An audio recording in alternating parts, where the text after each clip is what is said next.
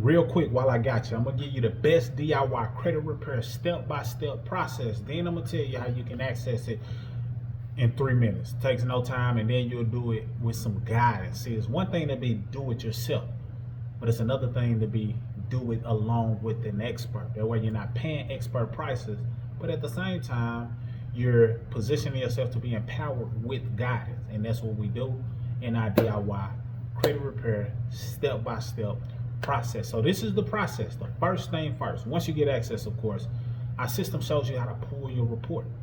But that's one thing that most people are, able to do. Most people understand pulling the report, but do they know how to properly read their report?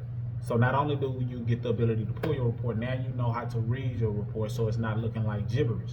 Once you know how to read your report, it positions you to dominate your credit restoration journey on a whole nother level, and I'll tell you more about that later. The next thing our system positions you to do is freeze the secondary bureaus. Not always mandatory in order to get things removed. However, it is an extra step that can help, because with those secondary bureaus, what they tend to do is report a lot of inaccurate and erroneous negative information to the main credit bureaus, and the main credit bureaus sometimes accept it as law when it wasn't verified.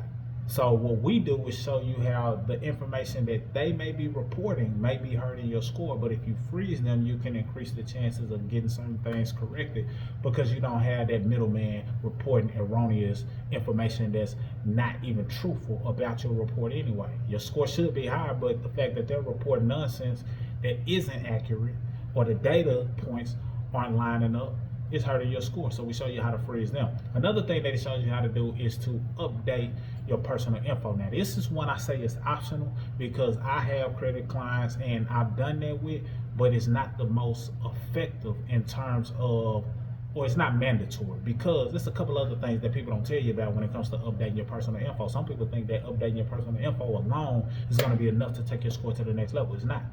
That's not even one of the main factors or the 5 factors in terms of restoring your score. However, what it can do when you update your personal info is increase the chances of getting things deleted. Well, what if I told you that you didn't have to increase or update your personal info in order to get things deleted if you go through the process that I'm about to share with you?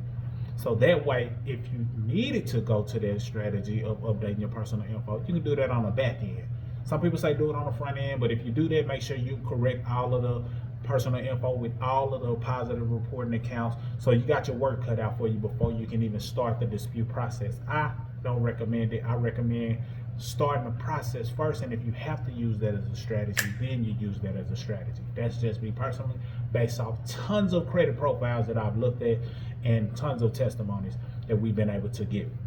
Next up is actually analyzing or doing an analysis of their report now that you know how to read it. So now that you know how to read it, you need to find out, okay, what is inaccurate? Let me find the inaccurate data, because the things that help you get things removed is things that are unverifiable, meaning that they haven't gone through the verification process, so they're not able to verify. The things that are inaccurate, the things that are in error, and even if it's an account that you recognize, if they got some errors on their reporting, then that's grounds for removal. See, our method is not teaching you to deny things or saying that these things don't belong to you or teaching you to lie. Our method is about teaching you how to read the report to see what is inaccurate, what is an error, what is unverifiable, and increase the chances of you getting it removed based on that. That's using the laws to your advantage. So now you found out what these things are that are inaccurate. Now you go down to being able to use our dispute letters. They work. And the method to which we teach you how to send them out is very important. So it's one thing for you to just grab a letter. Somebody tell you they got a letter packet. They tell you, they show you how to, what the letter consists of, or the proper structure of the letter. But if you don't know how to send out the letter, it's not going to be as effective. So we show you how to send out that letter in the right way, in the right method, in the right order, to make sure that you increase your chances of results. Now, once you have the letter sent out, it's a waiting game, is what most people tell you, to a degree. However, when you understand all 5 factors, you're not just waiting. Now you're doing the things that you can control. See, when you send out letters, now you're at the mercy, to a degree, of the credit bureaus. What they're gonna say when they see the letter. Are they gonna remove it? Are they gonna update it to positive? You're waiting on them, and you're using the letters and the law to your advantage. However, it's some things that you can do right now to start restoring your score. Not applying for so many things, running up the inquiries, making sure you're making on-time payments. If you have credit cards, getting those balances down. understanding the right way to get the balances down. Our system teaches you exactly how to do that, and many people are able to increase their score in 2 weeks. Start seeing changes in 2 weeks just off of paying their credit card down. Start seeing changes within 30 days, 60 days, 90 days. You're seeing progress because we have a process. And then once you're doing that and you get the letters back on, what to do next 35 days later, you know what to do. Plus, in addition to that, you're getting guidance and support along the whole way. So that's the process. If that sounds like something you're interested in, sounds like something that you feel like will work for you, then I got a link available for you below. It takes about 3 minutes to get started, literally 3 minutes to get started, shorter than this video to get started for pennies. Because think about how much money you'll save. See, a lot of people think about the cost of credit repair, credit restoration. But how much is it costing you to have less than ideal credit? See, there are studies out there that show that most people are overpaid 5 figures on their vehicle by having less than ideal credit. So if the credit restoration cost you $1,000, it was worth it, because you're probably overpaying $10,000 plus on a vehicle. Something to make note of. You're probably overpaying hundreds of dollars per month on a credit card with less than ideal credit.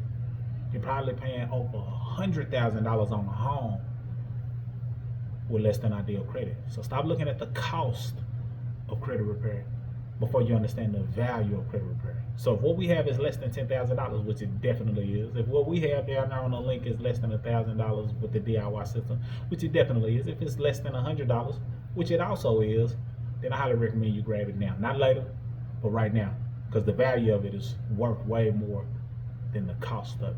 Check it out, get started, and get your credit restoration journey off to new heights using our simple DIY credit repair step-by-step with guidance. And it works. That's all I got. See you on the next one. Salute.